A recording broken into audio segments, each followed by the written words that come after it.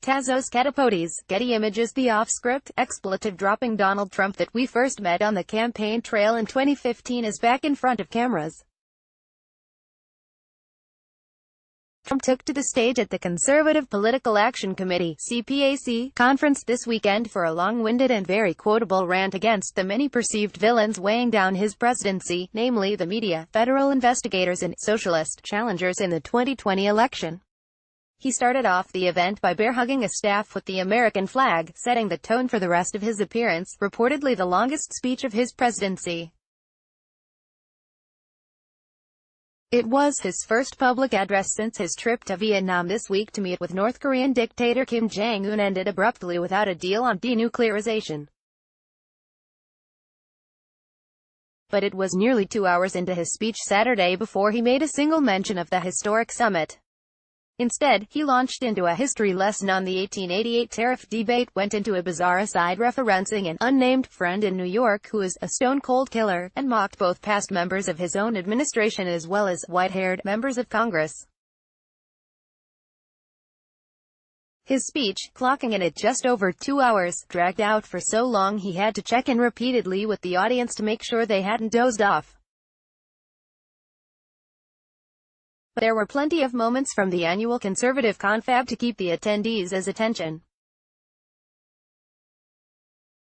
Here are the 7 most absurd sound bites from the speech. Trump delighted in going off script, and cussing a bunch, to reverting back to his roots on the campaign trail where speeches would often unravel into winding rants of word association. Trump proudly made clear he wasn't following some pre-written speech on a teleprompter.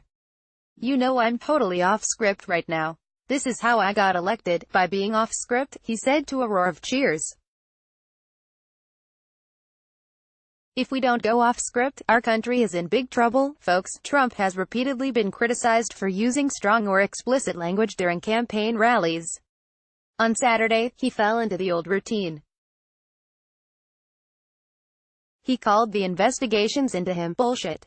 He said John Podesta, the former chairman of Hillary Clinton's campaign, hasn't gotten over getting his ass kicked. He mocked the New Green Deal, whatever the hell they call it.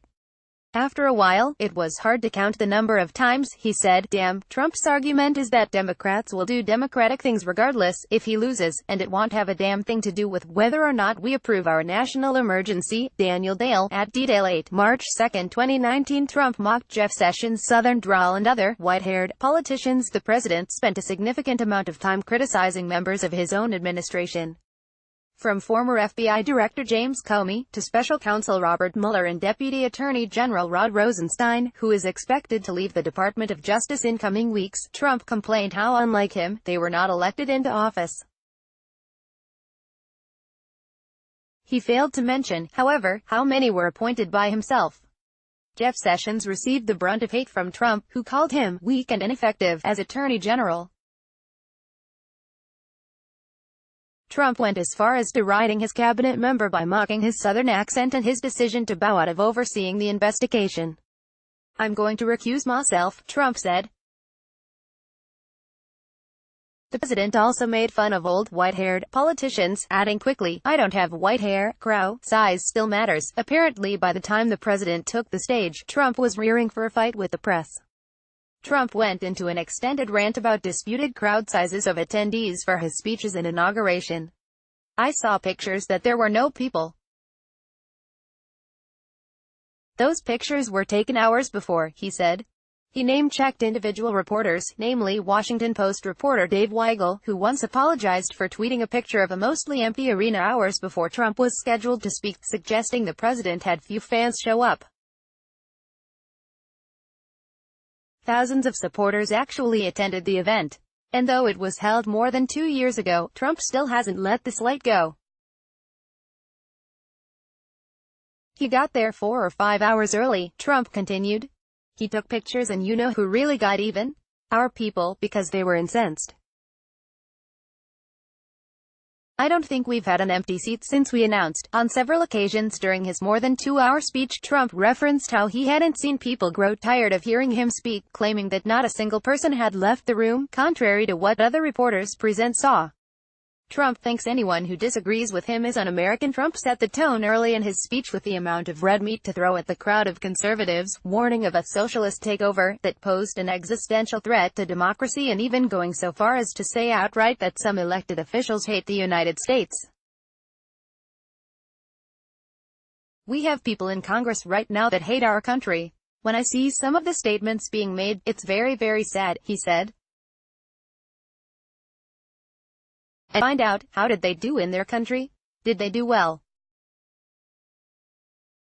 Some will say it's terrible he brought that up, but I don't mind." Trump announced plans to issue an executive order for free speech on college campuses. At one point, Trump brought on stage Hayden Williams, a conservative activist who was allegedly punched in the face last week while on the campus of the University of California at Berkeley.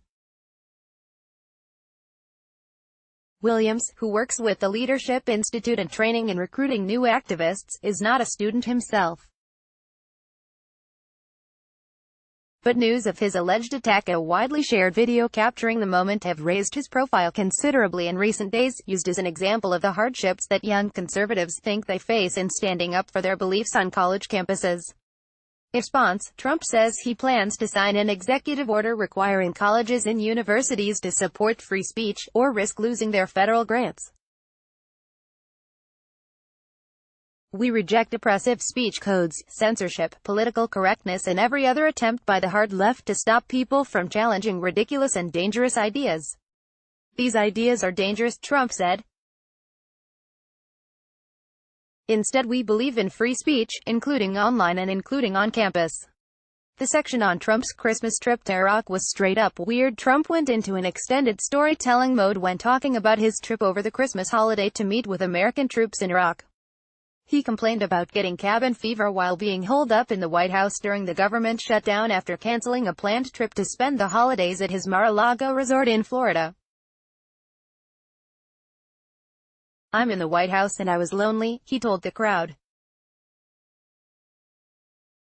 "I said, let's go to Iraq." And while Trump says the travel arrangements and security measures didn't quite fit his expectations, "We can't land the plane with the lights on," Trump then goes on to describe a bizarre aside about a general who calls himself Raisin Cane. "The story is so strange, you really just have to watch." The speech was packed with racially coded dog whistles of a migrant invasion. His speech really went off the rails, as usual, when talking about immigration. Trump once again stoked fears of a migrant invasion at the southern border. He suggested that parents from Central America were sending their daughters with massive amounts of birth control to cross the U.S. border illegally, knowing they would be raped by human traffickers. "True story told to me by the Border Patrol," he said. "Think of how evil that is." He also resurrected old dog whistles about foreign women who give birth in the U.S. to game the immigration system. "They used to call it anchor babies, but they don't use that term anymore because it's not nice," Trump said.